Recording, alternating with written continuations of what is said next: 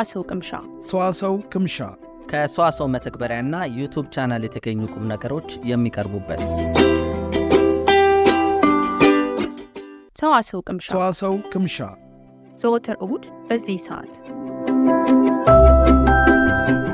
ሰላም ጤና ይስጥልን ውድ አድማጮቻችን፣ በትርታ ኤፍኤም 97.6 ላይ ሰዋሰው ቅምሻችን ሰዓቱን ጠብቆ ጀምሯል ማለት ነው። እኔ ናትናኤል ምትኬና አሸናፊ ሰለሞን በጋራ በመሆን እስከ ቀጣዩ 2 ሰዓት ድረስ አብረናችሁ እንቆያለን። በሰዋሰው ቅምሻችን የተለያዩ መሰናዶዎችን፣ በሳምንቱ የነበሩ መረጃዎችን እንዲሁም ከሰዋሰው መልቲሚዲያ የተገኙ ሙዚቃዎችን ወደ እናንተ እያደረስን እንቆያለን ማለት ነው። ከእናንተ የምንጠብቀው ጆሮአችሁን እንድታወሱን ነው።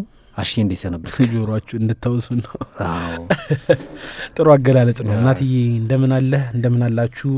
የተወደዳችሁ የተከበራችሁ አድማጮቻችን ከልቦ በቀረበው በትርታ 97.6 ከእናንተ ጋር ዘናፈታ እያለን ቁም ነገር ጨምር ወደ እናንተ ደረስረስ እያደረግን ልንቆይ ሰዓታችንን ጠብቀን ተገኝተናል። ሳምንታችሁ እንዴት ነበረ? በተለይ ዛሬ ደግሞ በዓል ነው። እጅግ በጣም በተለያዩ የሀገራችን ክፍሎችም ህዝቦች በገፍ የተጓዙባቸውና በአንድ ላይ ተሰባስበው የሚያከብሩት በዓል ያለበት፣ አዲስ አበባም ቢሆን ትንሽ ሞቅ ደምቅ ያለበት ይሄ የበዓል መንፈስ ከተሞን ያወደበት ቀን ነው። በኦርቶዶክስ እምነት ተከታዮች ዘንድ የሚከበር ታላቅ በዓል አለ። በድሬዳዋም በሐዋሳም እንደዚህም ደግሞ በሌሎች የሀገራችን ክፍሎች ሰዎች በአንድ ላይ ተሰብስበው በዓልን እያከበሩ ነውና እንኳን አደረሳችሁ የሚል መልእክታችንንም እያስተላለፍን እኛም ከዚህ ከትርታ 97.6 እንጦጦ ስቱዲዮ ከእናንተ ጋር ለ2 ሰዓት ያክል ያማረ ደመቀ ቆይታ እናደርጋለን። ክረምት ነው ናትዬ። በዚህ በክረምት ግን በቆሎ አላየሁም። ክረምቱም ትንሽ ግራ የሚያገባ እኮ ነው። እሺ ክረምት ነው ብለህ ጠዋት ልብስ ደራርበህ ስትወጣ ትንሽ ረፈድፈድ ሲል ከባድ የሆነ ፀሐይ ይወጣል። አይ ዛሬ ፀሐይ ነው ብለህ ደግሞ ሳሳ ያለ ልብስ ለብሰህ ስትወጣ ዝናቡ እንደምታየው ነውና ትንሽ ግራ የሚያጋባ ክረምት ነውና በቆሎ አለ ግን እንደ በፊቱ ብዙ አላየሁም። እውነት አላየሁም። እኔ እኮ ግራ ገብቶኝ ነው ክረምቱ አንተ እንዳልከው ሆኖ ግን ደግሞ እዚህ ጋር በመዘናጋት ምክንያት ባሳለፍነው ሳምንት የሰማናቸው ልብን የሚያቆስሉ ደግሞ አደጋዎች የሰማንበት ሳምንት ነበረና በጀሞ አካባቢ አንድ ህጻን ልጅ እንደዚሁ ውሃ በጎርፍ ተወስዶ ህይወት ያለፈበት አጋጣሚ፣ እንዲሁም ደግሞ አንድ አካባቢ ላይ የኤሌክትሪክ ትራንስፈርመር ወርቆ መኪኖች ላይ አደጋ ያደረሰበት አጋጣሚ አለና መዘናጋቱ አያስፈልግም የሚል ሀሳብም እዚህ ጋር ጣል ለማድረግ ነው። በየሳምንቱ ስንመጣ ሁሌም ማስጠንቀቂያ ያዘለ መልእክታችንን እንነግራቸዋለን። አሁንም ክረምት እንኳን ባይመስል ግን ይሄ የሚፈጠረው ዝናብ የቱ ጋር እንደሚዘንብ ጎርፍ መቼ እንደሚመጣ አይታወቅም። ልክ ነው እና ጥንቃቄ አይሌን የሚል መልእክታችን እናስተላልፋለን። ባሳለፍነው ሳምንት የተለያዩ ጉዳዮች የሰማንበት ሳምንት ነበረ። አንደኛው ስፖርት ነው አይደል? ስፖርት ነው። ባለፈው ሳምንት እንዳልኳችሁ እንግዲህ ዓለም በጉጉት ሲጠብቀው የነበረው የዓለም ዋንጫን ማን ነው የሚያነሳው የሚለውን እንግዲህ የውጤቱን ያየንበት ነው። ለፍጻሜ እንግዲህ ስፔንና አርጀንቲና ደርሰው ነበረ። በስፔን 1-0 አሸናፊነት ስፔን የ2026ቱን የዓለም ዋንጫ በእጇ አስገብታለች ማለት ነው። ብዙ የዓለም ሕዝብ በጉጉት ሲጠብቀው የነበረም ጨዋታ ነበረ። ትልቅም ጨዋታ ነበር አይደል አሹ? ልክ ነው። ዓለም በተለይ ደግሞ ሁሉም አፍጥጦ ሲጠብቅ የነበረው ጨዋታ እንደተጠበቀው ባይሆንም ጨዋታው ግን ደግሞ ያው አንድ አሸናፊ ውድድሩ ላይ መኖር አለበት። ስፔን ከረጅም ጊዜያት በኋላ ዳግም የዓለም ዋንጫን ወደ ቤቱ አስገብታለች። እንግዲህ ከስፔን የንጉሳዊ ቤተሰብ ጋር በተያያዘም እንግዲህ ከዚሁ ከዓለም ዋንጫ ጋር ታሪክ ራሱን የደገመበት ታሪክም ተፈጥሯል ማለት ነው። በተለይ ደግሞ በዚሁ በንጉሳዊ ቤተሰብ ልጆች በሆኑት በልዕልቶቹ ታሪክ ላይ ማለት ነው። ከዚህ በፊት እንደምናውቀው በ2010 እንደ ኤሮፓያን አቆጣጠር ስፔን በደቡብ አፍሪካ በተካሄደው የፊፋ ዓለም ዋንጫ ላይ ለፍጻሜ ከኔዘርላንድስ ጋር ለመድረሱ ይታወቃል። ቢሆንም ግን ኔዘርላንድን በማሸነፍ ለመጀመሪያ ጊዜ ሻምፒዮን ስትሆን የብሔራዊ ቡድን አባላት ወደ ሀገራቸው ከተመለሱ በኋላ በዛርዙዌላ ቤተ መንግስት በተደረገላቸው ደማቅ አቀባበል ላይ የንጉሳዊ ቤተሰቡ አባላት የድሉ ተካፋይ ሆነው ነበር። በወቅቱ እንግዲህ የቡድኑ አዛዥ ወይም አምበል የነበረው ኢከር ካሲያስ ታላቁን የዓለም ዋንጫ አምጥቶ ሲያሳያቸው በጉጉትና በደስታ ስሜት ይመለከቱት የነበሩት የ4 ዓመቷ ልዕልት ሊዮኖር እና የ3 ዓመት እህቷ ኢንፋንታ ሶፊያም ጨዋታውን ባይከታተሉም ከጀግኖች ጋር በቤተ መንግስት ደስታቸውን ገልጸው ነበረ። ከ16 ዓመት በኋላ ግን የአጋጣሚ በሚገርም ሁኔታ ራሱን ደግሟል ማለት ነው። አሁን እነዚህ ልዕልቶች እድሜያቸው 20ና 19 የደረሱ ሲሆን ከወላጆቻቸው ከንጉስ ፊሊፕ ስድስተኛና ከንግስት ሌቴዚያ ጋር በመሆን በኒው ጀርሲ ሜትላይፍ ስታዲየም በአካል ተገኝተው የ2026ቱን የዓለም ዋንጫ ስፔን ከአርጀንቲና ያደረገችውን ታሪካዊ ጨዋታ ተመልክተዋል ማለት ነው። እስከ ተጨማሪ ሰዓት ድረስ እጅግ አሰልቺ ሆኖ የቀጠለው ይህ ጨዋታ ስፔን ባስቆጠረቻት ብቸኛ ግብ አርጀንቲናን 1-0 በማሸነፍ ለሁለተኛ ጊዜ ስፔን የዓለማችን ሻምፒዮን ሆናለች ማለት ነው። የጨዋታው ማጠናቀቂያ ፊሽካም ከተነፋ በኋላ ልዕልት ሊዮኖርና ልዕልት ሶፊያ ወደ ሜዳ በመውረድ ከተጫዋቾቹ ጋር ደስታቸውን ገልጸዋል። ይህ ከ16 ዓመት በፊት በሕፃንነታቸው በቤተ መንግስት ሆነው በአድናቆት ይመለከቱት የነበረው ይህ የዓለም ዋንጫ አሁን ደግሞ በእጃቸው እየነኩ ሜዳ ላይ ሆነው ደስታቸውን ሲያከብሩ ቆይተዋል ማለት ነው። እንግዲህ አንዱ የዓለም ዋንጫ ገጠመኝ ነው። ልክ ነው። በተለይ ከዚህ ከዓለም ዋንጫ ጋር ተያይዞ ብዙ ጉዳዮች አሁንም እየተነሱ ነው የሚገኘው። ኢቨን እንኳን የአርጀንቲና ብሔራዊ ቡድን ደጋፊዎች ዜጎችም ጨዋታው ይደገምልን የሚል የፊርማ ማሰባሰቢያ እስከ ማድረግ ድረስ የደረሱበት ጉዳይ እንዳለም እየሰማን ነው የሚገኘው። ግን ደግሞ ያው እጅግ በጣም ደስ በሚል ሁኔታ ተጠናቋል። የአሜሪካው ፕሬዚዳንት ዶናልድ ትራምፕ የተገኙበት ጥብቅ የሆነ የሴኩሪቲ ጥበቃ የተደረገበት በጀቶች የተጠበቀ የዓለም ዋንጫ የነበረበት ዶናልድ ትራምፕ እጅግ በጣም ተገርሞ ድጋሚ እድል እንዲሰጠን ከመሞቴ በፊት ይህንን ነገር ማየት ፈልጋለሁ እስከ ማለት ድረስ የደረሱበት ድንቅ የዓለም ዋንጫ ነበረ። ቀጣዩን ሞሮኮ እንደምታዘጋጅም ታውቋል። እንግዲህ በቀጣይ ምን ይፈጠራል የምናየው ይሆናል።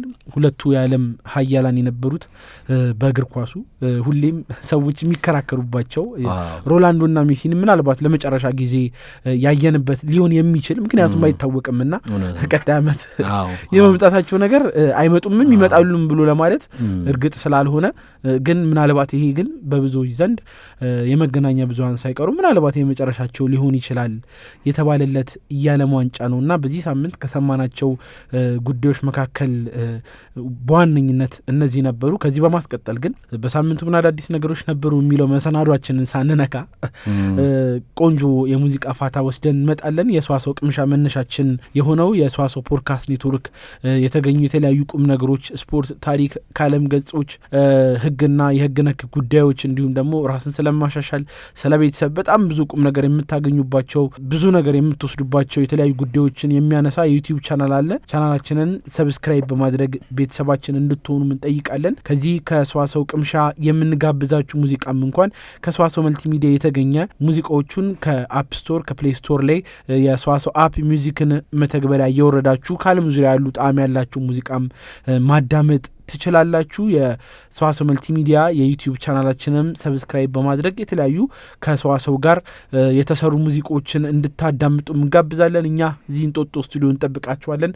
ከሙዚቃ ፋታ ስንመለስ በሳምንቱ ምን አዳዲስ ነገሮች ነበሩ ተራ በተራ እነግራችኋለን።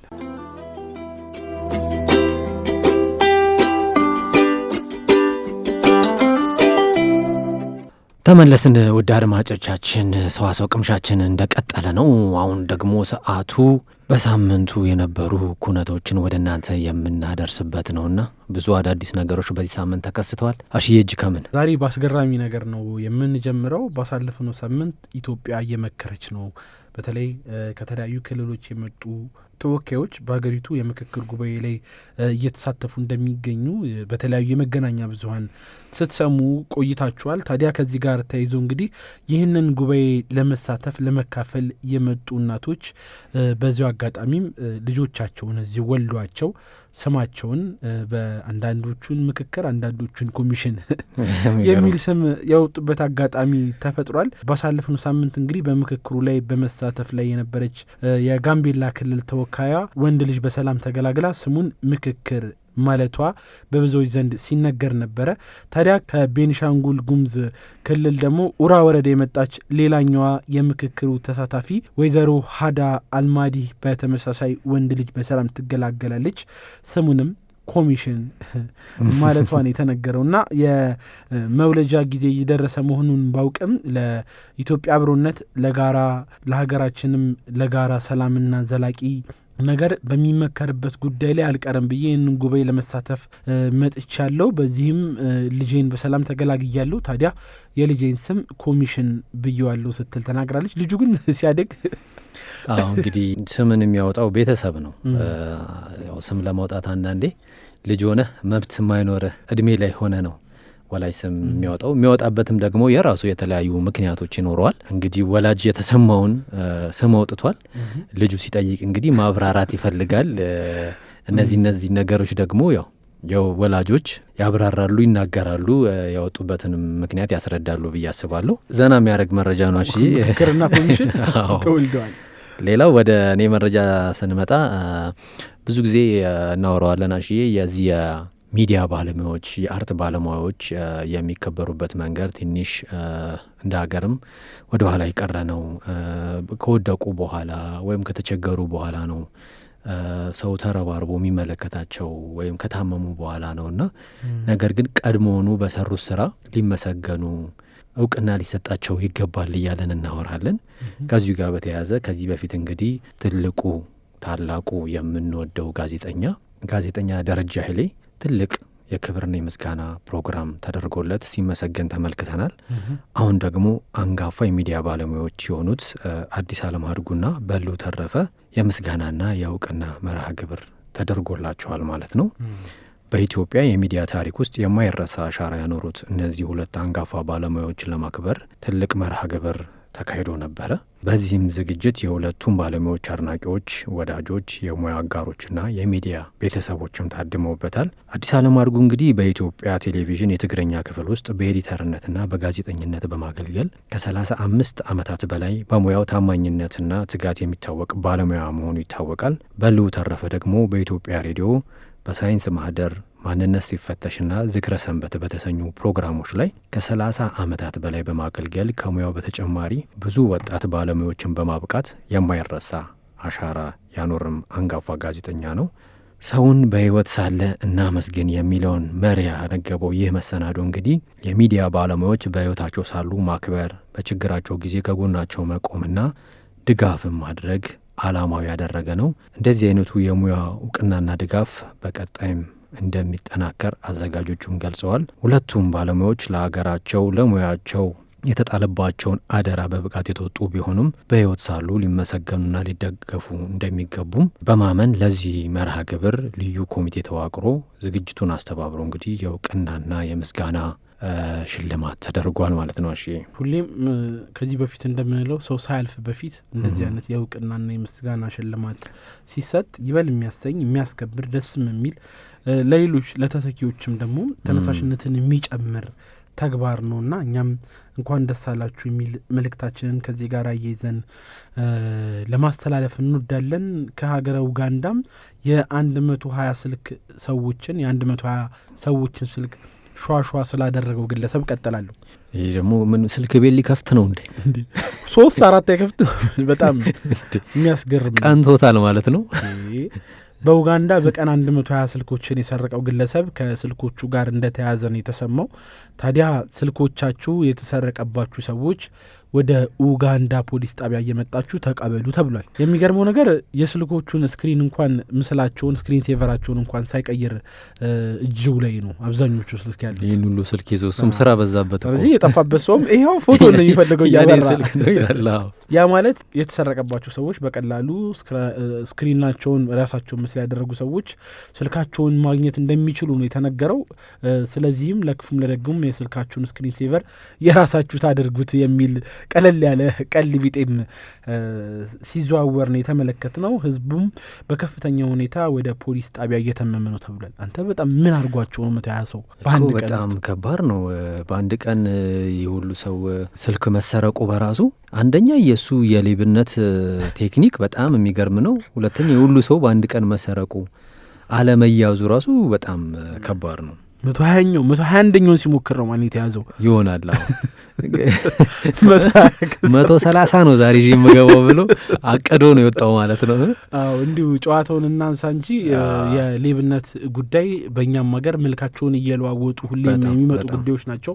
በተለይ ከዚህ ከክረምት ጋር ተያይዞ ደግሞ ከፍተኛ የሆነ ለሌባ እንዲሁም ለመሰረቅ ተጋላጭ የሆኑ ቦታዎች፣ ዝናባማ ቦታዎች፣ እነዚህ ሁኔታዎች ስላሉ ሁላችንም ጥንቃቄ ልናደርግ ይገባል የሚል መልእክታችንን በዚሁ አጋጣሚ ለማስተላለፍ እንወዳለን። የዚህ ሰውዬ ግን ታምር ነው። አዎ ከዚህ ጋር በተያያዘ በቀደምም ሳውራ ነበር። እኔም ወደ ቢሮ እየመጣሁኝ ጋርመንት አካባቢ ላይ ተፍተው ይተፉብህና ከዛ በኋላ እንዳላወቀ ሆኖ ይቅርታ እያሉ እየጠራረጉ ኪስ ውስጥ ያለውንም የሚጠራርጉ ሌቦች አልተዋትም። እና እኔ ከዚህ በፊት ያ መረጃም ስለነበረኝ ልክ ሲሄድ ያለፍኩኝ አፍ ውስጥ ይዟል እያኘከ ነው እና ድንገት ነው የወረደው ከቪትስ መኪና ውስጥ ማለት ነው። ድንገት ወረደ። ስለዚህ ቆምኩኝ። ውስጥ የሚነግረህ ነገር የለም የምትጠራጠረው ነገር። ከዛ ሹፌሩ አየኝ፣ ከኋላ ያለው ሰው አየኝ፣ ግባ አለው። በቃ እንዴት ፈጥነው እንደሄዱ ብታይና በዛ ሰዓት ሰው ስራ ይረፍድብኛል፣ ትራንስፖርት አጣ የሆነው የሚል የኑሮም ነገር አለ። ብዙ ውጥረት ውስጥ ገብቶ ነው አእምሮህ የምትራመደውና በዛች አንተ በተጨናነክበት አእምሮ ብዙ ነገሮች በሚያስብበት ሰዓት ያችን ጊዜ ተጠቅመው አረማመድህን አይተው መቸኮልን አይተው እጅ ላይ የያዝከውን ነገር አይተው እንደዚህ አይነት የስርቆት ወንጀል የሚፈጽሙ ሌቦች አሉና አንዳንዴ መንገድ ላይም ስንሄድ ቆም ብለን የማሰቡን ነገር መጠንቀቅ አለብን ብዬ ያስባለሁ። ልክ ነህ እናትዬ። ከዚህ ጋር ተያይዞ ባሳለፍነው ሳምንት ከአንድ ሰው እንደሰማሁት እንደረፈደባ አውቀው ወይ እንደመሸባ ቆጧትና ማታ ደግሞ ልሸኝ የሚሉ ሰዎች በስተዋል። አሁን ልሸኝ ይሉሃል። በቃ አንድ ሰው ሆነ ለና እንሸኝ በዛ መንገድ ወይ ደግሞ ቦታ ጠቁመው መኪና ውስጥ እስከምትገባላችሁ ድረስ እየጠበቁ ባሳለፍነው ሳምንት ፕሮግራም ስናቀርብም በኢንስታግራም ያወሩ ወንድና ሴት ኋላ ላይ ምን አይነት መዘዝ ውስጥ እንደገቡ አውተናልና ማታውቁስ መኪና ውስጥም የመግባት ነገራችሁ እንደው አጠራጣሪ ከመሰላችሁ ባትገቡ የሚል መልእክታችንንም እናስተላልፋለን። እንግዲህ ክረምት ከመሆኑ ጋር በተያያዘም ባለፈውም ሳምንት እንግዲህ ስናወራ ከነበረው ከዚሁ ከተማሪዎች እረፍት ጋር በተያያዘ መጽሐፎችን ማንበብ እንዳለባቸው ወላጆች የራሳቸውን የሆኑ አስተዋጽኦ ማድረግ እንዳለባቸው ስንወያይም ነበር። አሁን ደግሞ የፊታችን ሐምሌ 25 ለልጆች የሚሆን ቆንጆ 3 መጽሐፎች ይመረቃሉ። ስለዚህ ለአንባቢያን ለልጆች ደግሞ የጥሩ አጋጣሚ ነው። በመምህር ገላውዲዮስ ሳለልኝ የተዘጋጀው እንግዲህ 3 አዳዲስ ትምህርታዊ መጽሐፍት ፒያሳ በሚገኘው በሀገር ፍቅር ቲያትር ቤት ይመረቃሉ። የሚመረቁትን መጽሐፍት የጎበዝ ልጆች ቤተ መጽሐፍት፣ የምጡቅ አእምሮ ልጆች ፈተናና የልጆች የእውቀት ገበታ የሚል ርዕስ ያላቸው መጽሐፎች ናቸው።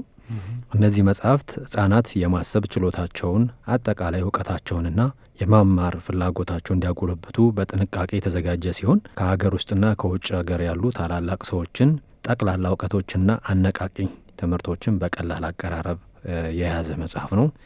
የጎበዝ ልጆች ቤተ መጽሐፍት 30 ምዕራፎችን የያዘ ሲሆን ለሕፃናትና ለአዋቂዎች ጭምር ጠቃሚ የሆኑ አጠቃላይ እውቀቶችን ያካተተ ትምህርታዊ መጽሐፍ ነው።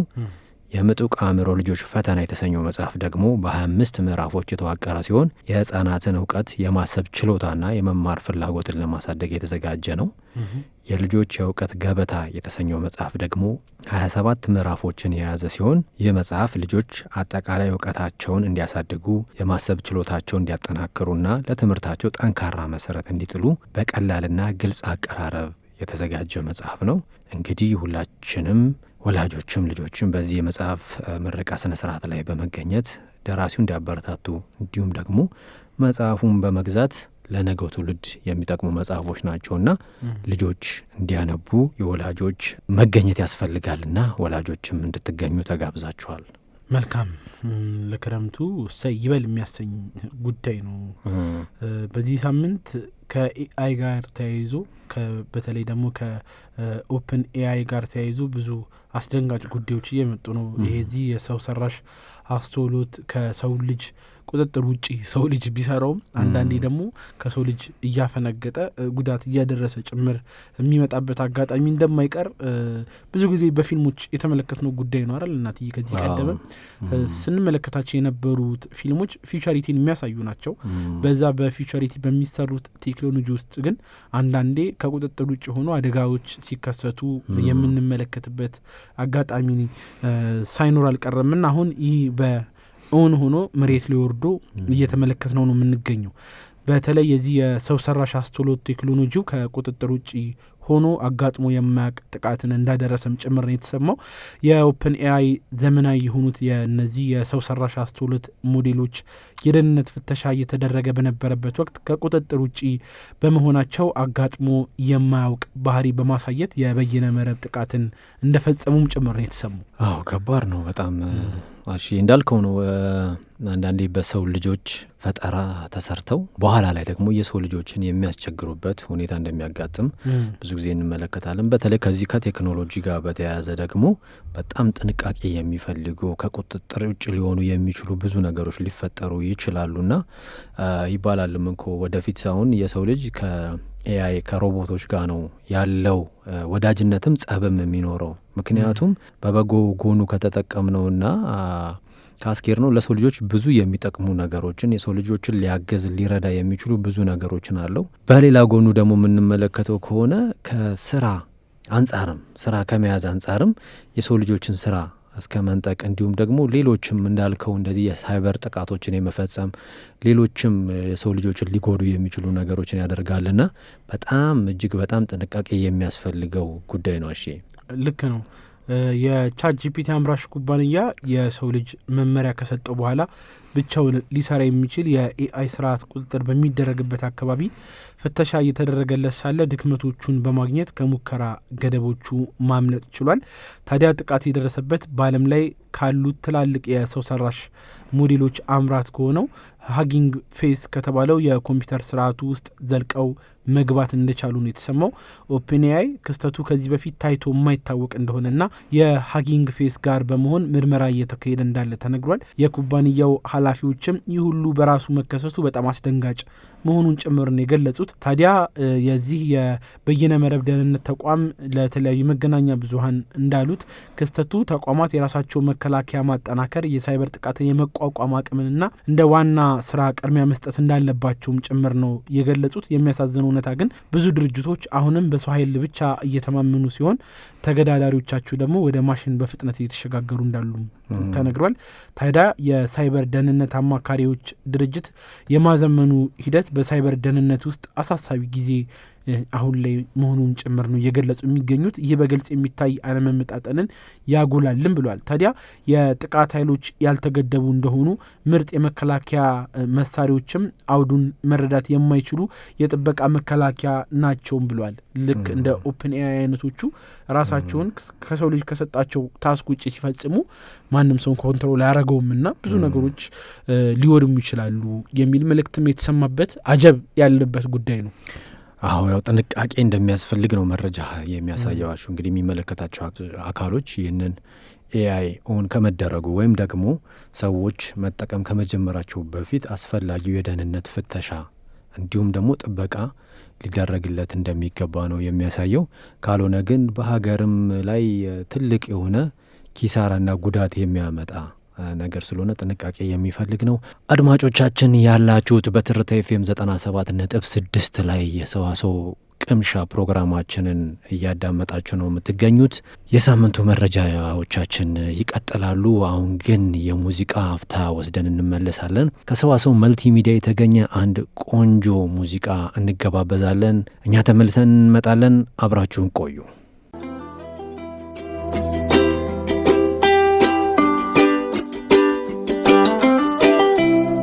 ወደ አንድ ክፍል ውስጥ ሲገቡ ክፍሉን በብርሃን የሚሞሉ ሰዎች እንደ ማግኔት የሚስቡና ሁሉም ሰው አብሯቸው መሆን የሚፈልጋቸው ሰዎች አስተውላችሁ ታውቃላችሁ? እንዴት እንደዚህ ተወዳጅ ሊሆኑ ቻሉ ብላችሁ ሳስባችሁ ታውቃላችሁ? ብዙ ጊዜ ማራኪነት ስንል ወደ አእምሯችን የሚመጣው ውጫዊ መልክ፣ ቁመት ወይም አለባበስ ሊሆን ይችላል። ነገር ግን እውነተኛና ዘላቂ ማራኪነት ከውስጥ የሚመነጭ የስብዕና ጉዳይ ነው። መልክ ሊለወጥ፣ ውበትም ሊደበዝዝ ይችላል።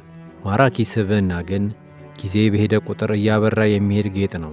ውድ የቻናላችን ተከታታዮች፣ በዛሬው የሰዋሰው ፖድካስት ቲፕ ዛሬ በማንኛውም የሕይወት ዘርፍ፣ በሥራ ቦታ፣ በፍቅር ግንኙነት፣ በማኅበራዊ ሕይወት ውስጥ ተወዳጅና ተፈላጊ እንድንሆን የሚያደርጉ ማራኪ ስብዕናን ለመገንባት የሚረዱ 5 ቁልፍ ሚስጥሮችን እናካፍላችኋለን። ለቻናላችን አዲስ ከሆናችሁ ሰብስክራይብ በማድረግ ቤተሰብ እንድትሆኑም ጋበዝን። አንደኛ፣ እውነተኛና ንቁ አዳማጭ መሆን። ሁላችንም የራሳችንን ታሪክ መናገር፣ ሐሳባችንን ማካፈል እንወዳለን። ነገር ግን ማራኪ ስብዕና ያላቸው ሰዎች የሌሎችን ሐሳብ በማዳመጥ ረገድ የተካኑ ናቸው። ሲያወሩ ብቻ ሳይሆን ሲያዳምጡም ልብን ይገዛሉ። አንድ ሰው እያወራችሁ ሞባይላችሁን የምትነካኩ ወይም እሱ ተናግሮ እስኪጨርስ እኔ ምን ልመልስለት ብላችሁ የምታስቡ ከሆነ ያ ሰው የሰጣችሁት ትኩረት እንዳነሰ ይገባዋል። እውነተኛ አዳማጭ መሆን ማለት ከሰውየው ጋር በአይን መገናኘት፣ ስሜቱን መጋራትና የሚናገረውንም ሐሳብ እውነተኛ ፍላጎት ማሳየት ማለት ነው። ሰዎች ይህ ሰው እኮ ይረዳኛል ብለው ሲያስቡ ያለ ፍላጎታቸው ወደ እናንተ ይሳባሉ። ማራኪነት የሚጀምረው ለሌሎች የሚሰጥ ቅን ትኩረት ነው። ስለዚህ ከመናገራችሁ በፊት ለማዳመጥ ጆሮአችሁና ልባችሁን ክፍት ማድረግ ይጠበቅባችኋል። ሁለተኛ፣ ትሕትና የተሞላበት በራስ መተማመን። በራስ መተማመን በጣም ማራኪ ነው፣ ነገር ግን ከትዕቢት ጋር መመሳሰል የለበትም። ማራኪ ሰዎች ማንነታቸውን ያውቃሉ፣ በችሎታቸው ይተማመናሉ። ነገር ግን ይህንን ለማሳየት ሌላውን ሰው ዝቅ አያደርጉም። ትሕትና የተሞላበት በራስ መተማመን ማለት ስህተትን አምኖ ለመቀበል አለመፍራት፣ የሌሎችን ጥንካሬ ማድነቅ መቻልና ሁሉንም አውቃለሁ ከሚል ስሜት መራቅ ነው። እስኪ ያስቡት፣ ሁሌም ስለ ራሱ ስኬት ብቻ ከሚፎክር ሰውና በራሱ ከሚተማመን ነገር ግን የሌሎችንም ጥረት ከሚያበረታታ ሰው ማንን ትመርጣላችሁ? እርግጥ ነው ሁለተኛው። ምክንያቱም እውነተኛ በራስ መተማመንና ራሱን ለማሳየት መጮህ አያስፈልገውም። ጸጥ ብሎም ቢሆን የሥራው ጉልበት ይሰማል። ሦስተኛ፣ ቀና አመለካከትና ብሩህ ስሜት። ማንም ሰው ሁልጊዜ ከሚያማርር ከሚያዝንና በነገሮች ሁሉ ላይ መጥፎዎችን ብቻ ከሚያይ ሰው ጋር መዋል አያስፈልግም። ሕይወት የራሷ የሆነ ፈተና አላት። ስለዚህ ሰዎች የሚፈልጉት ፈተናቸውን የሚያቀልላቸው፣ ብሩህ ተስፋ የሚሰጣቸውን ሰው ነው። ፈገግታ ማራኪ ስብዕና ከሚገነባባቸው ትልቅ ምስጢሮች አንዱ ነው። ከልብ የሆነ ፈገግታ ቋንቋ የማይገድበው፣ ልብን ሰርስሮ የሚገባ የተስፋ መልእክት ነው። ቀና አመለካከት ማለት ችግሮች የሉም ማለት ሳይሆን በችግሮች ውስጥ መፍትሔ ማየት መቻል ማለት ነው። ወደ ሰዎች ስትቀርቡ ጥሩ ጉልበት ይዛችሁ ቅረቡ። የሰዎች ጥሩ ጎንን እዩ፣ አበረታቱ፣ ፈገግም በሉ። ይህ ባሕሪያችሁ ሰዎች እናንተም መቼም እንዳይረሷችሁም ያደርጋል። አራተኛ፣ እውነተኛ ማንነት መኖር። አሁን ባለንበት ዘመን በማኅበራዊ ሚዲያም ሆነ በገሃዱ ዓለም ብዙ ሰዎች የሌላን ሰው ሕይወት ለመምሰል ሲሞክሩ ይታያሉ። ነገር ግን በጣም ማራኪው ነገር ራስን መሆን ነው። ሰዎች የውሸት ማንነት ቶሎ ይለዩታል። ፍጹም ለመሆን አትሞክሩ። ማንም ፍጹም አይደለም። ጥንካሬያችሁን እንደምታሳዩ ሁሉ ድክመታችሁንም ለመቀበል አትፍሩ። ሰዎች ከፍጹምነት ይልቅ ከእውነተኛ ማንነት ጋር በቀላሉ ይግባባሉ። እውነተኛ ማንነት መኖር ማለት የራሳችሁን ድምፅ ማግኘት፣ የምታምኑበትን በድፍረት መግለጽ፣ ነገር ግን ሌላውን አለመንቀፍ ነው።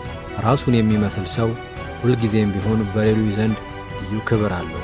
አምስተኛ፣ ሁልጊዜ ራስን ማሳደግ። ማራኪ ስብዕና ያለው ሰው ትናንት የነበረበት ቦታ ላይ ዛሬ አይገኝም። የሚያነብ፣ የሚመራመር፣ አዳዲስ ክህሎት የሚማር ሰው ሁልጊዜም ለሌሎች የሚያካፍለው አዲስና አስገራሚ ሐሳብ አለው። ከእንደዚህ አይነት ሰዎች ጋር ማውራት መቼም አሰልቺ አይሆንም፣ ምክንያቱም አእምሮአቸው የዳበረ ነው። ራስን ማሳደግ ሲባል በትምህርት ብቻ ሳይሆን ስሜትን በመቆጣጠር የሰዎችን ባህሪ በመረዳትና ከስህተትን በመማር ጭምር ነው። ራስን ለማሻሻል ሁሌም ዝግጁ የሆነ ሰው ሳያውቀው የሌሎችንም ሕይወት ያነቃቃል። ውድ የቻናላችን ቤተሰቦች፣ ማራኪ ስብዕና በአንድ ጀንበር የሚገነባ ሳይሆን በየቀኑ በምናደርገው ጥረት የሚመጣ ነው። እነዚህ 5 ምስጢሮች በሕይወታችሁ ውስጥ ተግባራዊ ማድረግ ስትጀምሩ ሰዎች እናንተን የሚያዩበት መንገድ ብቻ ሳይሆን እናንተም ራሳችሁን የምታዩበት መንገድ በእጅጉ ይቀየራል። ማራኪነታችሁም ከውስጣችሁ ፈልቆ አካባቢያችሁን ሲያበራ ታዩታላችሁ። ይህ መልእክት ለሌሎች እንዲደርስ ሼር በማድረግ እንዲሁም አስተያየት ካላችሁ የአስተያየት መስጫው ላይ ሐሳባችሁን አስቀምጡልን። እንዲሁም እንደዚህ አይነት ቪዲዮ ለማግኘት በሰዋሰው ፖድካስት ቻናል ሰዋሰው ቲፕ በተሰኘ ፕሌሊስት ውስጥ በመግባት እንድትመለከቱት እንጋብዛለን። ለዛሬ አበቃን። ጤና ይስጥልኝ።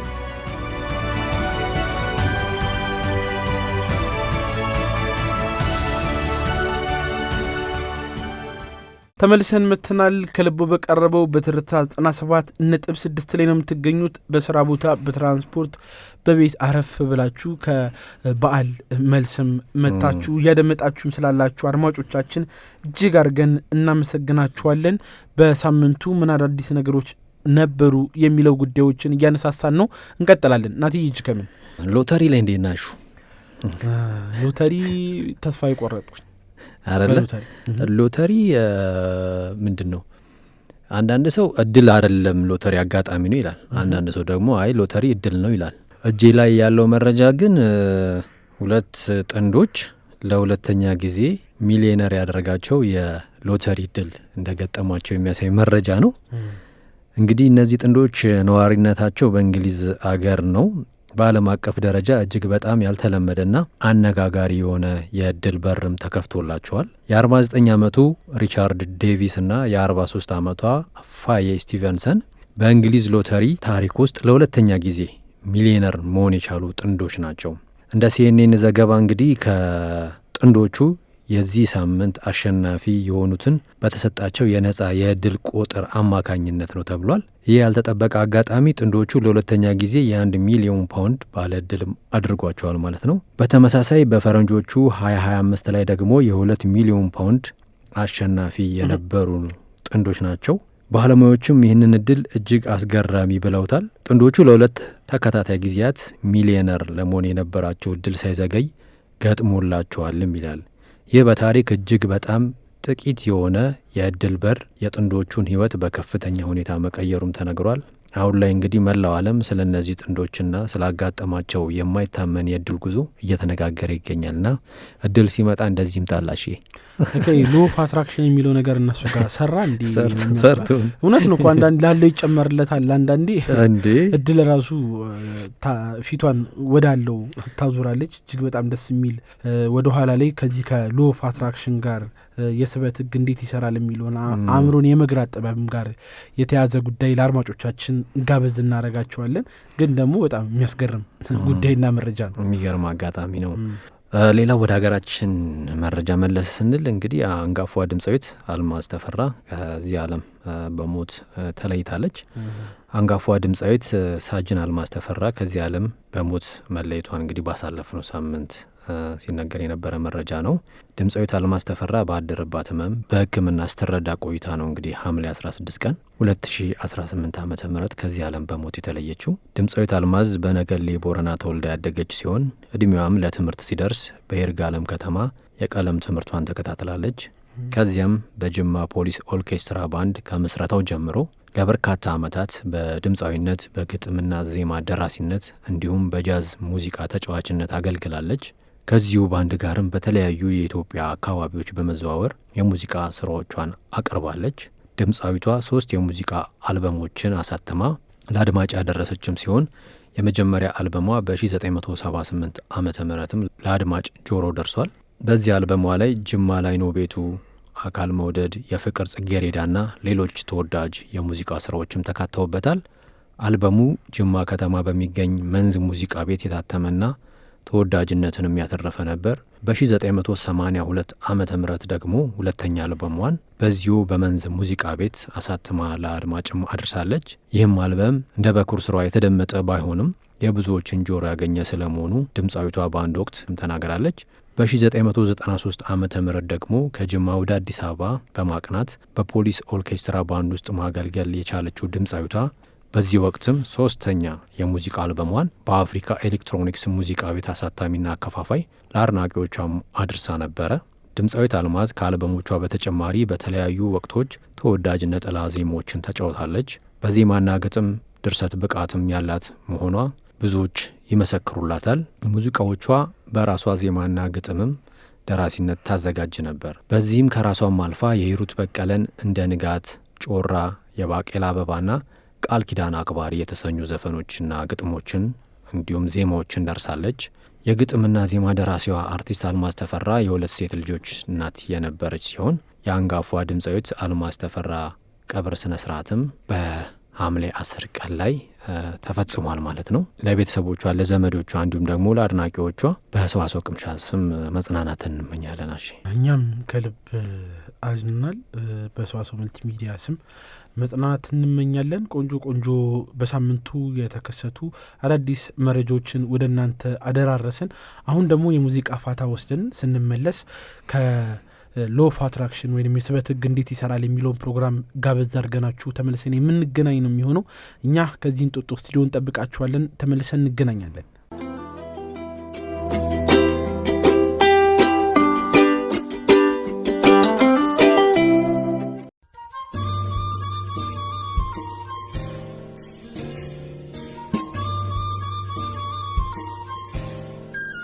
እንግዲህ መነሻችን ባለፈው ያው ስለ ደስታ የዘለቅታዊ ደስታን ለመጎናጸፍ ወደ ውስጥ ማሰብ ደግሞ ይሄ ዝም ብሎ የሚጋልበውን ሀሳብ መግታት ገተን ወደ ውስጥ ስንመለከት መግታት ማለት እንግዲህ ይሄ አሁን ዛሬ የመነጋገሪያ ርዕሳችን መግራት አእምሮን መቆጣጠር ማለት ነው እና ያንን ለማድረግ ደግሞ አእምሮአችን ስልጠና ይፈልጋል። ስለዚህ ዛሬ እንግዲህ ትልቁ የመወያያ ርዕሳችን ይህንን አስደማሚ የሰውነት አካል እንዲያውም አንዳንዶች የሰውነት አካል አይደለም ነው የሚሉት፣ ከሰውነታችን ውጭ የሆነ ነገር ነው የሚሉት። ስለሱ ነው የምናወራው። እስቲ ለመነሻነት ይረዳን ዘንድ ከባጋቫድ ጊታ የህንድ መንፈሳዊ አስተምሮ ነው የምትቀጥለውን ጥቅስ ቀንጨብ ለማድረግ ወደድኩኝ እና እችን ጥቅስ እንዘረዝራታለን። በባጋቫድ ጊታ ላይ አንድ አባባል አለ። ይህ አባባል ምን ይላል? አእምሮህን እንደ አያያዝህ ወይ ታላቅ ወዳጅህ ይሆናል ወይ መራር ጠላትህ ሊሆን ይችላል። የሚገርም ነው። የእኛ ስብና ወይም ማንኛውም እንቅስቃሴያችን ከአእምሮ ጋር የተያዘ ነው እና የእንቅስቃሴያችን ጥራት ወይም የማንነታችን ጥራት ምን ላይ የተንጠለጠለ ነው? አእምሮአችንን መያዝ መግራት ወይም ማኔጅ ማድረግ እንችላለን ወይስ አንችልም የሚለው ጥያቄ ላይ የተንጠለጠለ ነው። ስለዚህ ለምሳሌ ያክል አእምሮህን እንዳያይዝህ ወይ ታላቅ ወዳጅህ ይሆናል። ይኸውን በተለይ ፖዚቲቭ ሳይኮሎጂ የሚባላልና ያን ነገር ምንድነው?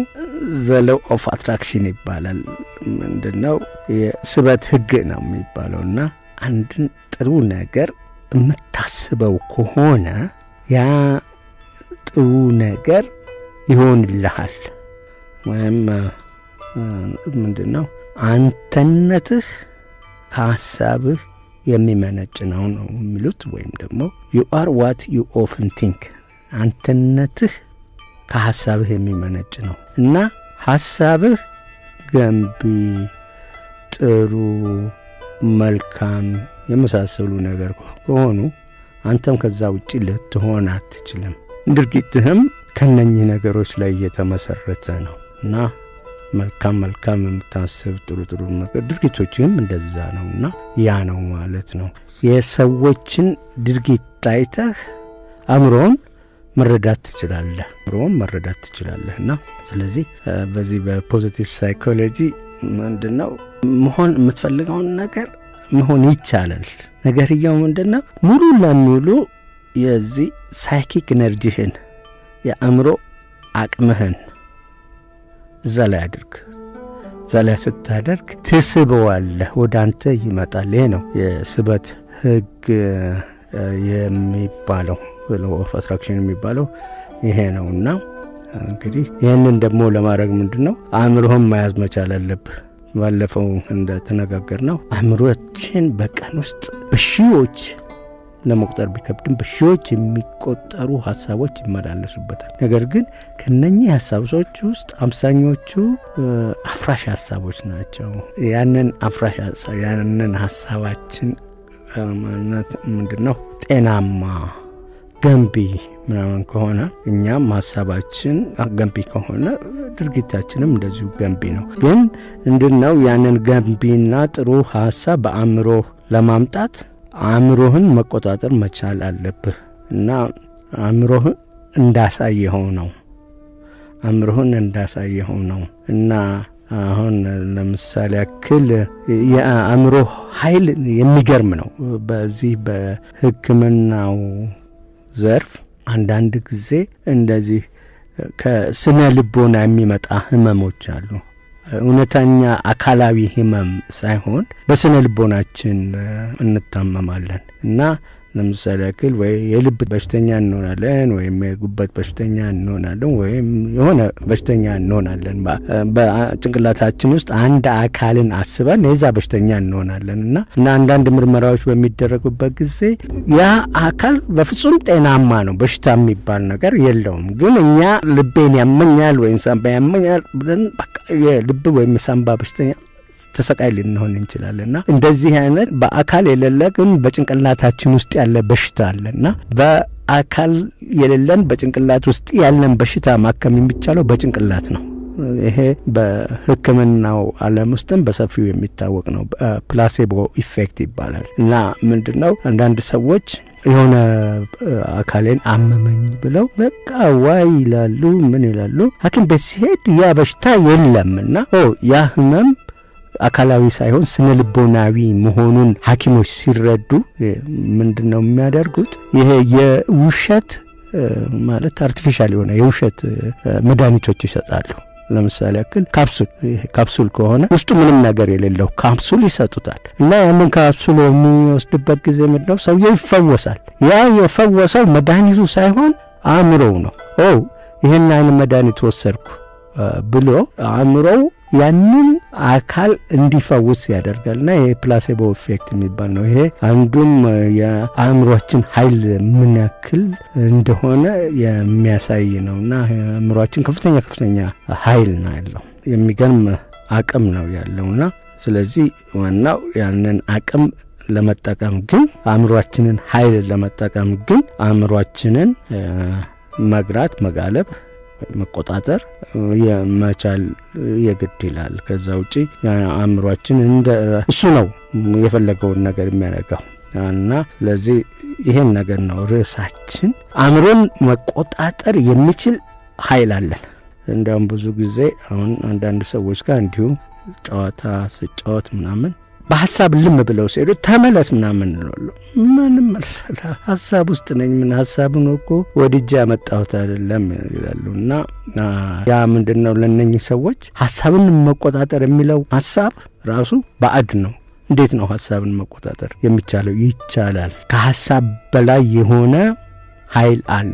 ያንን ኃይል ማግኘት ነውና ያ ኃይል በኋላ ላይ ስለ አእምሮ ስሪት ስናወራ ስለዛ ኃይል ማውራታችን የግድ ይላል። ስለዚህ አእምሮህ እንዳያያዝህ ወይ ወዳጅህ ወይም መራር ጠላት ሊሆን ይችላል እና መራር ደግሞ ለሚለው የተለያዩ ምሳሌዎች መውሰድ እንችላለን። አሁን አንዳንድ ሰዎች በአእምሮአቸው የሚመጣውን ሐሳብ መግታት ባለመቻላቸው የተለያየ ነገር ውስጥ ሲገቡ እናያለን። ለምሳሌ ያክል ወንጀል የሚፈጽሙ ሰዎች አእምሮአቸው ውስጥ የሚመጣውን ያ ወንጀል እንዲፈጽሙ የሚገፋፋቸውን ሐሳብ መቆጣጠር ባለመቻላቸው ወንጀል ይሰራሉ። የተለያዩ ወንጀሎችን ሊሰሩ ይችላሉ። ይሄ ምንድነው? አእምሮን ካልተቆጣጠርከው ያው ምንድነው በተግባር ጠላት ሆነ ማለት ነው። ይሄ ነው አእምሮአችንን መቆጣጠር መቻል ግድ የሚለው እና ለምሳሌ ያክል ወንጀል መስራት፣ ወደ ተለያየ የሱሶች መሄድ፣ ወንጀሉ የተለያየ ሊሆን ይችላል። ስርቆትም፣ ድፍረትም፣ ተቃራኒ ጾታ መድፈር ምናምን የመሳሰሉ እነሱ ነገሮች ምንድነው ሐሳባችንን ካለመቆጣጠር የሚመጡ ነገሮች ናቸው። ይህ ነገር በጣም ወደ ጫፍ ሲሄድ ራስን እስከ ማጥፋት የሚሄደው። ራስን ማጥፋት ከየት ነው የሚጀምረው? ከሐሳብ እኮ ነው የሚጀምረው። ራስን ለማጥፋት መጀመሪያ በጣም አፍራሽ የሆኑ ሐሳቦችን በጭንቅላትህ ማመላለስ መጀመሪያ ግድ ነው። ከዛ የምታመላልሰው ሐሳብ ምን ይፈጥራል? ነዳጅን ይረግጣል። ነዳጅ ማለት ይሄ ስሜትን ማለት ነው። አሁን ለምሳሌ ያክል መኪና ሞተሯን ታስነሳታለህ። መጀመሪያ ላይ ያው ሞተሯን ስታስነሳ አይድል ወይም ኒውትራል ወይም በዜሮ ማርሽ ላይ ነው ያለችው። በዜሮ ማርሽ ላይ ያለ መኪና እንዲንቀሳቀስ ለማድረግ የነዳጅ መስጫውን መርገጥ ግድ ይልሃል እና አሁን አንዳንድ ሐሳቦች ኒውትራል ሐሳቦች ምንም ያክል ይሄን ያክል ጥንካሬ የሌላቸው ሐሳቦች ልክ ኒውትራል ላይ መኪናችን እንዳለች እናስብ። ነገር ግን የሐሳቡ ኃይል ለመጠንከር ምንድነው ወደ ስሜት መግባት ግድ ነው የሚለውና ያ በጭንቅላታችን ውስጥ የምናመላልሰው አእምሮ ተደጋጋሚ ስናስበው ምናምን ምን ይሆናል? ልክ ነዳጅ እንደ መስጠት ምንድነው ስሜታችንን ከፍ ያደርጋል። ከን ስሜታችን ያ ጎጂም ወይም ደግሞ አፍራሽ ስሜትም ሊሆን ይችላል። ጎጂም አፍራሽም የሚሆነው እንደ ሀሳቡ ጥራት ነው። ሀሳቡ ጎጂ ከሆነ ስሜቱም ጎጂ ነው የሚሆነው። ስሜታችን የሚጎዳው መጥፎ ነገሮችን የሚሰማን መጥፎ ሀሳቦችን በጭንቅላታችን ስናመላለስ ነውና የሀሳባችን ጥራት የስሜታችን ጥራት ላይ ከፍተኛ አስተዋጽኦ ያደርጋል። ስለዚህ አሁን ወደ ራስ ማጥፋት ያነሳነውን ምሳሌ ብንወስድ ስለ ራስ ማጥፋት እንግዲህ አእምሮአችን የራሱ የሆነ ድራማ ይሰራል። መጀመሪያ በሀሳቦች ድራማ ይሰራል።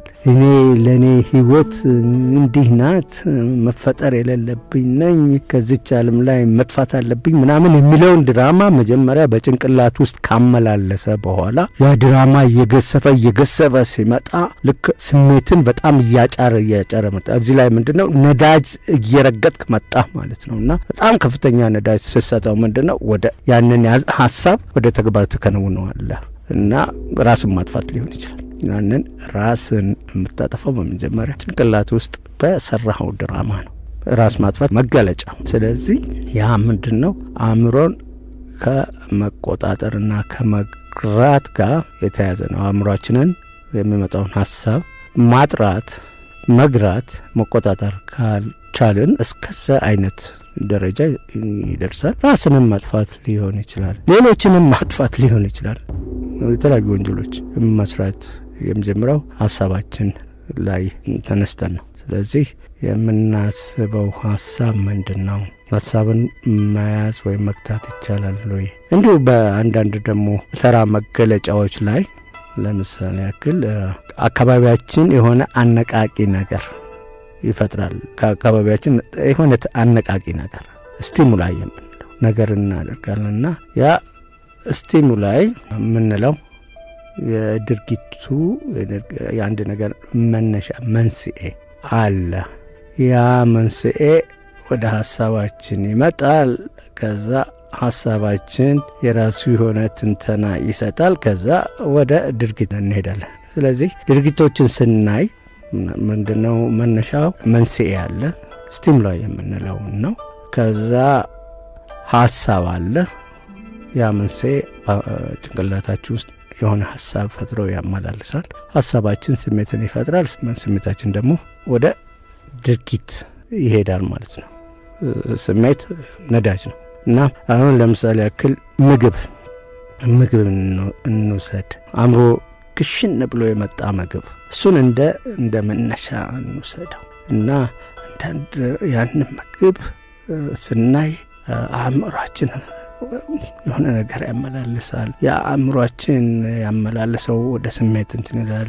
አእምሯችን ውስጥ ለምሳሌ ምራቅ እስከ ማመንጨት የሚመጣው አእምሯችን ወደ በአስተላለፉ መልእክት በሚፈጠሩ ሆርሞኖች ነው። ሎሚን ለምሳሌ ያክል ሎሚ እንደዚህ ስንቆርጥ ሽታው አነቃቂ ነገር ነው። ከዛ ሽታው ወደ ሀሳብ ይመጣል፣ ሀሳቡ ወደ ስሜት። ግን አሁን እንደ ሎሚ የመሳሰሉ ነገሮች ላይ በሀሳብና በስሜት መካከል ያለው ክፍተት በጣም ትንሽ ነው እና ያንን በስሜትና በሀሳብ መካከል ያለው ልዩነት ልብ ብለን አናየውም እንጂ መጀመሪያ ግን ሀሳብ ነው የሚሄደው። እኛ እንትን ስንል አውቶማቲክ ይመስለናል። አይደለም፣ ትንሽም ብትሆን ጋፕ አለች እና ያ ነው። ስለዚህ ለምሳሌ ያክል ከመጠን በላይ የሆነ ክብደትን የኦቤሲቲን ምንድነው አንዳንዴ ራሳችንን ከምግብ ጋር ያለንን ግንኙነት መቆጣጠር ካለመቻል ጋር ይመጣ ነው። ያገኘን የሆነ ምግብ አለ፣ ያንን ምግብ ጣፍጠናል፣ ጣፍጠን በቃ ስብለን እንወስዳለን እና ያንን መጣፈጥ በቃ ምንድነው ቢጣፍጥም አእምሯችን እስከ ጣፍጠኝ ድረስ እበለዋለሁ የመጨረሻ ውጤቱን አያስተውልም እና ግን እዛች ላይ ይህንን ምግብ ግን ከተወሰነ በላይ ከበላሁት የራሱ የሆነ መዘዝ አለው ብሎ ማሰብ ቢቻል እዛ ላይ አእምሯችን ትንሽ የሆነ የራሱን ጨዋታ ቢጫወት መግታት ይቻላል።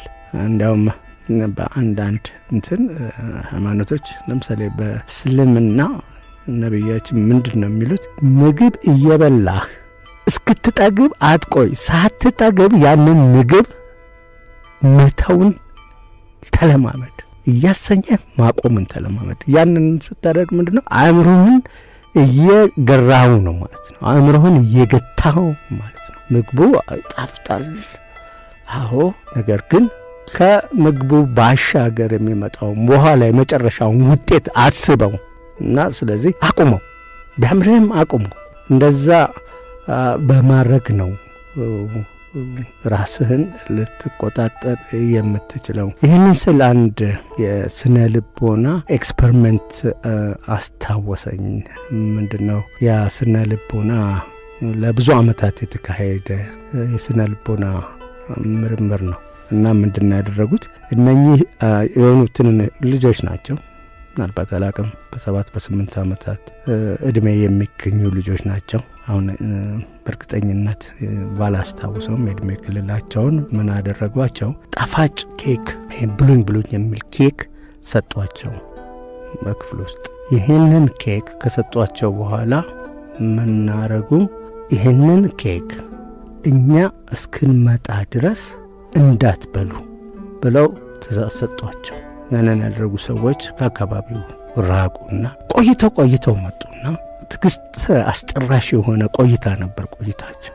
ስለዚህ የተወሰኑ ልጆች መታገስ አልቻሉም፣ ያንን ኬክ በሉ። ነገር ግን የተወሰኑት ደግሞ ያንን ኬክ ሳይበሉ እነኛ ሰዎች እስኪመጡ ድረስ አቆዩ። ከዛ ሰዎቹ ሲመጡ የተወሰኑት በልተዋል፣ የተወሰኑ ጥቂቶች የሚባሉት ግን ሳይበሉ ያንን ኬክ ቁጭ አድርገው ተቀምጠው ተገኙ። ከዛም በኋላ ምንድነው ያ ኤክስፐሪመንት? እነኛን ልጆች ከብዙ ዓመታት በኋላ አድገው ትምህርታቸውን አጠናቀው ወደ ሥራ ዕድሜ በሚገቡበት ወቅት ተከታትለው ስለነኛ ሰዎች ምን ደረጃ እንደደረሱ ጥናት ሲያደርጉ ምንድነው የሆኑት? እነኛ ያችን ኬክ መብላት፣ ያችን አትብሉ የተባሉትን ኬክ የበሉት ልጆች በአብዛኛው በሕይወታቸው የተሳካ ሕይወት ላይ እንዳልተገኙ ነው የተረዱት።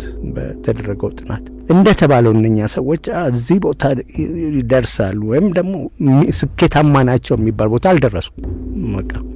ግን እነኛ ራሳቸውን ተቆጣጥረው ማለት ሀሳባቸውን ተቆጣጥረው ማለት ነው። ምንም ይሄ ነገር ብዙ ጊዜ ራስ መቆጣጠር እንለዋለን፣ ግን በቀጥተኛ አማርኛ ሀሳብን መቆጣጠር ማለት ነው፣ ወይም አእምሮ መቆጣጠር ማለት ነው። ያንን ሀሳባቸውን ተቆጣጥረው ያልበሉት ልጆች በሕይወታቸው ከፍተኛ ደረጃ ደርሰው ስኬታማ የሚባሉ ሰዎች ሆነው ተገኝተዋል።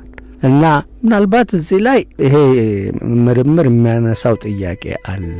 ለምንድነው የተወሰኑ ልጆች ስሜታቸውን ወይም አእምሯቸውን መግታት የቻሉት?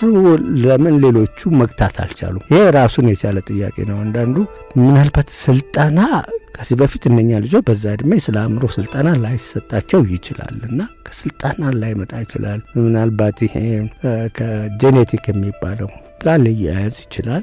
ይሄ እንግዲህ ረዘም ያለ ምርምር የሚጠይቅ ነው። ለምን የተወሰኑት መቆጣጠር ሲችሉ የተወሰኑት አልቻሉም የሚለው አንዱ ትልቅ ምርምር ነው። ነገር ግን ይሄ ምርምር እንዳለ ሆኖ ነገር ግን አእምሮን በማሰልጠን መቆጣጠር እንደሚቻል ይሄ በሰፊው በተለያዩ ዘርፎች በስነ ልቦናው፣ በመንፈሳዊው፣ በፍልስፍናው የተገኙ ግኝቶች ያቃር እንትን ይላሉ። አእምሮን ማሰልጠንና መግራት እንደሚቻል ነው።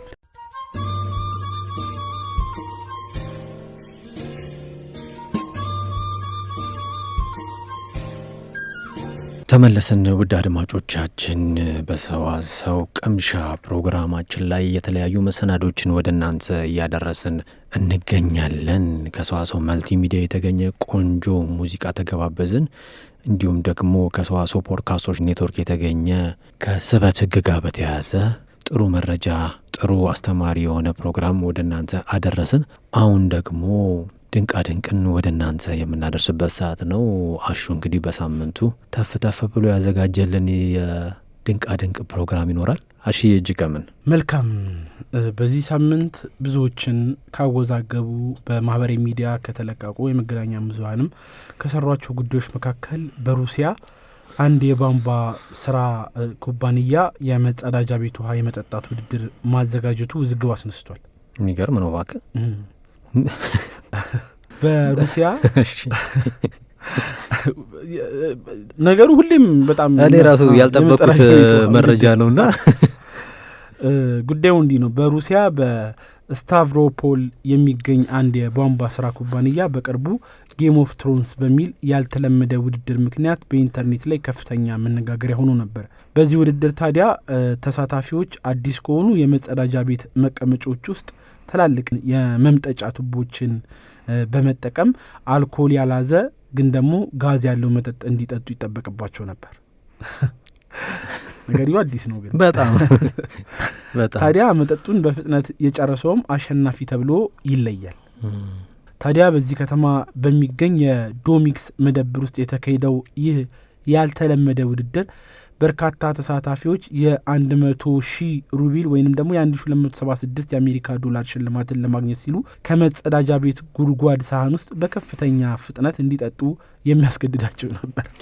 ይህ ስነ ልቦናህንም እኮ በጣም የሚፈትን ነው። ምክንያቱም ያ የሽንት ቤት ሲንክ ለምን አገልግሎት እንደሚውል የሁሉም ሰው አእምሮ ያውቀዋልና እዛ ግን አጎንበሰ እንደገና ውሃ መጠጣት ማለት ወደ ሆዱ የሚገባ ከባድ ነው በጣም። ታዲያ እነዚህ ተወዳዳሪዎቹ በ7 ሰዎች ቡድን የተከፋፈሉ ሲሆን ፈጣኑ ጠጪ ወደ ሁለተኛ ዙር ያልፍ ነበር። ሊያውም ባንድ የሚያልቅ አለመሆኑ እኮ ነው ከባዱ፣ በዙር ነው። የሚገርም ነው።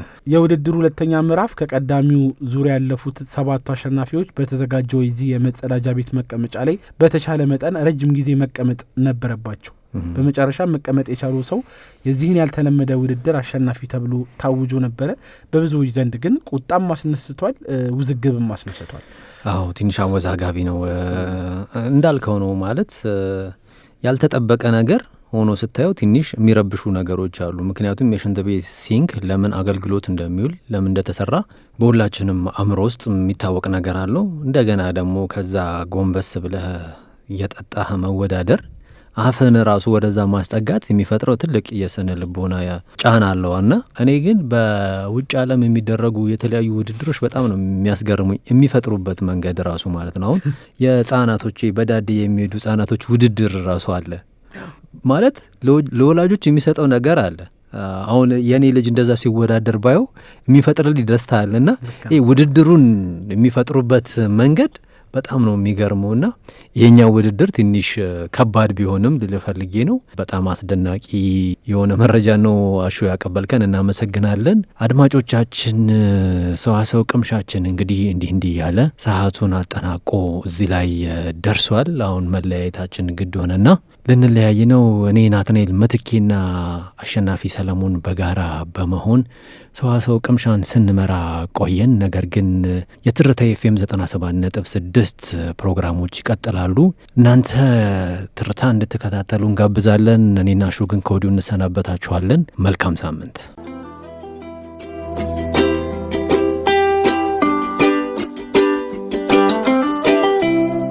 ሰዋሰው ቅምሻ ሰዋሰው ቅምሻ ከሰዋሰው መተግበሪያና ዩቲዩብ ቻናል የተገኙ ቁም ነገሮች የሚቀርቡበት ሰዋሰው ቅምሻ ሰዋሰው ቅምሻ ዘወትር እሁድ በዚህ ሰዓት